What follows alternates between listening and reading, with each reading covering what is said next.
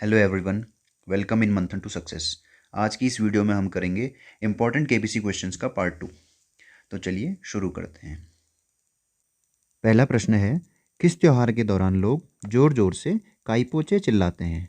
तो काईपोचे पतंगबाजी के दौरान सामने वाले को हराने पर ज़ोर ज़ोर से चिल्लाने या फिर खुशी मनाने का संकेत है। पतंगबाजी मुख्य रूप से मकर संक्रांति के दिन की जाती है और गुजरात की पतंगबाजी विश्व प्रसिद्ध है। साथ ही गुजरात के चीफ मिनिस्टर हैं भूपेंद्र भाई पटेल और गवर्नर हैं आचार्य देवव्रत। दूसरा प्रश्न है, हुसैनीवाला में राष्ट्रीय शहीद स्मारक पर शहीद सुखदेव और शहीद राजगुरु के साथ किस स्वतंत्रता सेनानी को श्रद्धांजलि दी गई? तो हुसैनीवाला पंजाब के फिरोजपुर जिले में स्थित एक गांव है जहां पर हर दिन जॉइंट फ्लैग सेरेमनी होती है, जिसे बीटिंग रिट्रीट भी कहा जाता है। और यह वही स्थल है जहां पर इन तीनों को अंतिम संस्कार किया गया था। तो फरवरी 1928 में साइमन कमीशन भारत आया। इस कमीशन के सदस्य 7 ब्रिटिश सांसद थे और इस कमीशन का मुख्य उद्देश्य था भारत में हो रहे संवैधानिक सुधारों का अध्ययन करना। भारतीयों ने इस कमीशन का विरोध किया और इस विरोध में उन्हें काले झंडे दिखाए गए तथा साइमन गो बैक का नारा लगाया गया। लखनऊ में हुए लाठीचार्ज में जवाहरलाल नेहरू घायल हो गए और गोविंद बल्लभ पंत अपंग हो गए। इसी तरह से लाहौर में लाला लाजपत राय पर हुए लाठीचार्ज के दौरान वो भी घायल हो गए और बाद में उनकी मृत्यु हो गई। लाला लाजपत राय ने इसी लाठीचार्ज के बाद यह कथन दिया था कि मेरे ऊपर बरसी हर एक लाठी की चोट अंग्रेजों की ताबूत की कील बनेगी। भगत सिंह ने अंग्रेज कमिश्नर जॉन सॉन्डर्स की गोली मारकर हत्या कर दी, क्योंकि इस लाठीचार्ज का नेतृत्व जॉन सॉन्डर्स ही कर रहे थे। सॉन्डर्स की हत्या करने में भगत सिंह का साथ सुखदेव और राजगुरु ने भी दिया था और इसी कारण इन्हें 23 मार्च 1931 को लाहौर की सेंट्रल जेल में फांसी दे दी गई और उसके बाद हुसैनीवाला में इनका अंतिम संस्कार कर दिया गया। इसी कारण 23 मार्च का दिन शहीद दिवस या फिर सर्वोदय दिवस के रूप में याद किया जाता है। तीसरा प्रश्न है, इनमें से कौन सी भाषा द्रविड़ भाषा परिवार का हिस्सा है? तो भारत में मुख्य रूप से 4 भाषा परिवार हैं। पहला है इंडो आर्यन भाषा परिवार, जिसे आप यहाँ मैप में देख सकते हैं। इनकी मुख्य भाषाएं इस प्रकार से हैं: हिंदी, संस्कृत, उर्दू, मराठी, नेपाली, बांग्ला, गुजराती, कश्मीरी, डोगरी, पंजाबी, उड़िया, असमिया, मैथिली, भोजपुरी, मारवाड़ी, गढ़वाली, कोंकणी इत्यादि। दूसरा है द्रविड़ भाषा परिवार, जो कि मुख्य रूप से दक्षिण भारत में बोली जाती हैं, जैसे कि तमिल, कन्नड़, मलयालम, तेलुगु, तुलु, ब्राहुई, ये सारी भाषाएं हैं। तीसरा है ऑस्ट्रो एशियाटिक भाषा परिवार, जो कि मुख्य रूप से पूर्वी भारत में बोली जाती हैं, जैसे कि संथाली, हो, मुंडारी, भूमिज, खड़िया, सावरा इत्यादि। और भारत का चौथा भाषा परिवार है चीनी तिब्बती भाषा परिवार, जो कि मुख्य रूप से पूर्वोत्तर भारत में बोली जाती हैं, जैसे कि नागा, मिजो, म्हार, मणिपुरी, तांखल, खासी, दफला, चंबा, बोडो, तिब्बती, लद्दाखी, लेव्या, आओ इत्यादि।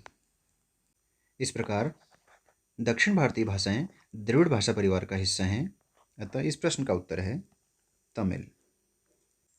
चौथा प्रश्न है, जुलाई 2024 में भारत ने किस देश के स्कूलों में 30 करोड़ रुपए के टैब और स्मार्ट क्लासरूम इक्विपमेंट दान किए हैं? तो भारत ने श्रीलंका को ये टैबलेट और क्लासरूम इक्विपमेंट दिए हैं। इसके अलावा श्रीलंका की जो लेजिस्लेटिव कैपिटल है श्री जयवर्धनेपुरे कोट्टे और एग्जीक्यूटिव जुडिशियल कैपिटल है कोलंबो। कोलंबो श्रीलंका का सबसे बड़ा शहर है और यहाँ की आधिकारिक भाषाएं सिंहाला और तमिल हैं। यहाँ पर कौन कौन सी जातियाँ निवास करती हैं? सिंहालीज, तमिल, मोर, मलैज, बर्जर्स, चाइनीज़, ये सारी जातियाँ यहाँ निवास करती हैं। इसके अलावा श्रीलंका में बुद्धिज़्म, हिंदुज़्म, इस्लाम और क्रिश्चियनिटी के धर्म को मानने वाले लोग रहते हैं। यहाँ के प्रेसिडेंट का नाम है रानिल विक्रमसिंघे और यहाँ के प्राइम मिनिस्टर हैं दिनेश गुणवर्धने। पांचवा प्रश्न है, केंद्रीय कैबिनेट के सबसे युवा कैबिनेट मंत्री श्री के राम मोहन नायडू किस मंत्रालय का नेतृत्व करते हैं? तो 36 वर्षीय के राम मोहन नायडू आंध्र प्रदेश के श्रीकाकुलम लोकसभा सीट से सांसद हैं, जो कि नागरिक उड्डयन मंत्री हैं। साथ ही सबसे उम्रदराज मंत्री गया बिहार से लोकसभा सांसद 79 वर्षीय जीतन राम मांझी एमएसएमई मंत्रालय देखते हैं, अर्थात सूक्ष्म लघु एवं मध्यम उद्यम को देखते हैं। छठा प्रश्न है, इनमें से किसके बारे में माना जाता है कि वे भगवान बुद्ध के समकालीन थे? तो जिस समय भारत में भगवान महावीर और बुद्ध धर्म के संबंध में अपने विचार रख रहे थे, उसी समय चीन में भी एक विचारक और शिक्षक थे जिनका नाम था कन्फ्यूशियस। इन्होंने चीन वासियों को नैतिकता का पाठ पढ़ाने के लिए कन्फ्यूशनिज्म का प्रसार किया। जो कन्फ्यूशियस की थ्योरीज हैं आज भी मॉडर्न चाइना में प्रचलित हैं। इसके अलावा भगवान बुद्ध के समकालीनों में सम्राट अशोक के पिता और मौर्य साम्राज्य के सम्राट बिंबिसार, कौशल के प्रसेनजीत और अवंती के उदयन भी शामिल थे। सातवां प्रश्न है, भारत में किस स्थान की 5 मंजिलों में से 4 के नाम शरत मंदिर, रतन मंदिर, विचित्र मंदिर और प्रकाश मंदिर हैं? तो इसका आंसर है हवा महल, जयपुर। हवा महल का निर्माण 1799 में जयपुर के संस्थापक महाराजा जय सिंह द्वितीय के पोते महाराजा सवाई प्रताप सिंह के द्वारा कराया गया था। इस हवा महल की आकृति श्री कृष्ण के मुकुट के समान है, क्योंकि महाराजा सवाई प्रताप सिंह श्री कृष्ण के परम भक्त थे।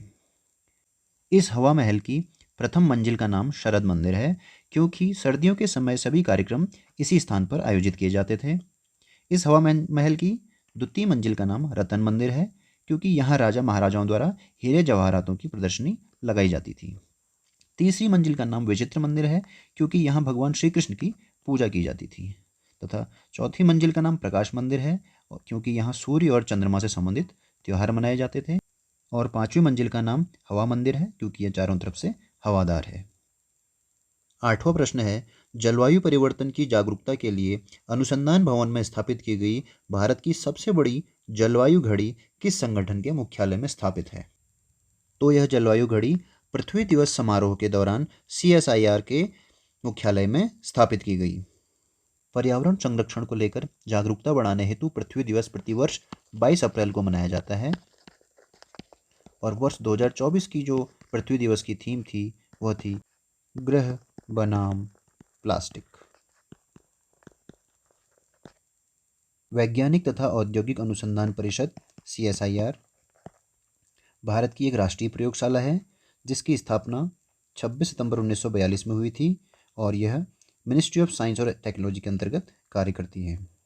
इसके अध्यक्ष भारत के प्रधानमंत्री होते हैं और इसके वर्तमान डायरेक्टर जनरल हैं N कलाई सेल्वी, जो कि CSIR की पहली महिला महानिदेशक भी हैं।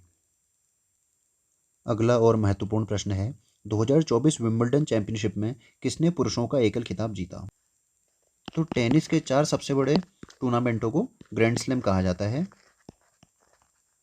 जिनके नाम हैं Australian open, French open, Wimbledon और US ओपन। वर्ष 2024 के ग्रैंड स्लैम विजेताओं के नाम यहाँ पर दिए गए हैं, जो कि काफ़ी महत्वपूर्ण है।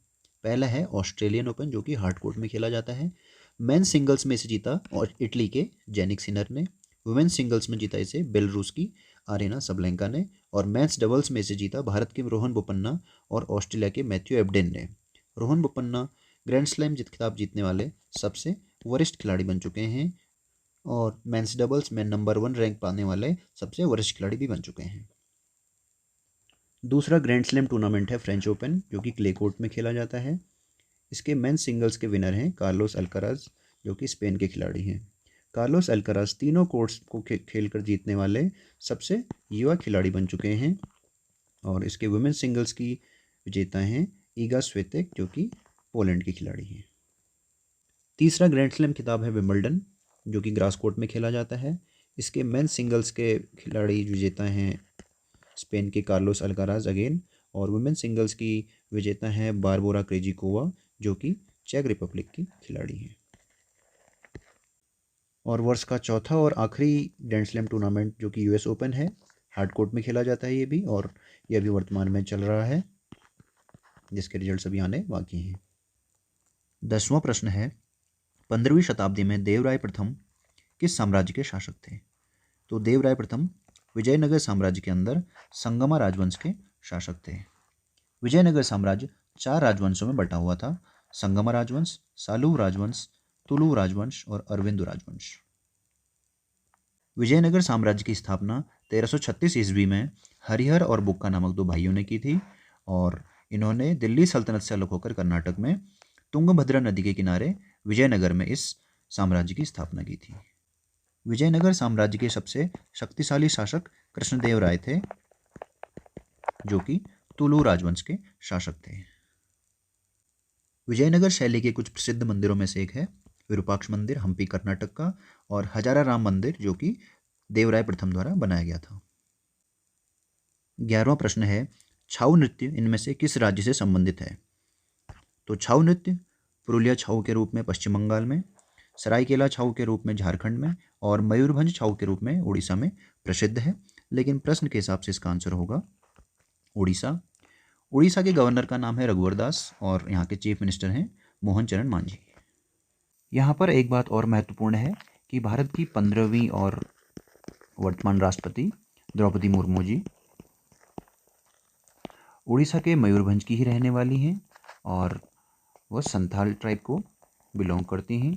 वह भारत की पहली जनजातीय राष्ट्रपति हैं, और वो भारत की दूसरी महिला राष्ट्रपति हैं प्रतिभा पाटिल जी के बाद।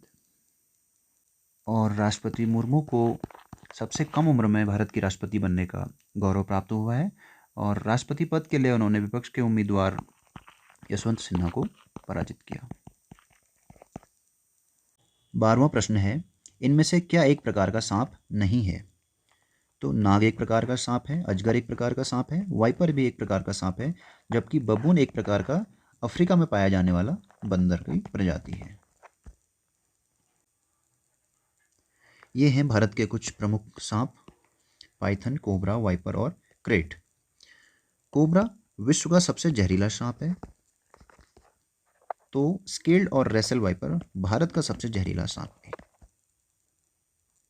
13वां प्रश्न है, बेनजीर भुट्टो किस देश की पूर्व प्रधानमंत्री थी? तो बेनजीर भुट्टो पाकिस्तान की 12वीं और 16वीं प्रधानमंत्री थी।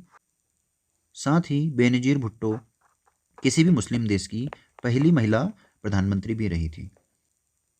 बेनजीर भुट्टो पाकिस्तान के पूर्व प्रधानमंत्री जुल्फिकार अली भुट्टो की पुत्री हैं। पाकिस्तान से संबंधित कुछ महत्वपूर्ण जानकारी भी देखते हैं। यहाँ की राजधानी इस्लामाबाद है, और कराची यहाँ का सबसे बड़ा शहर है।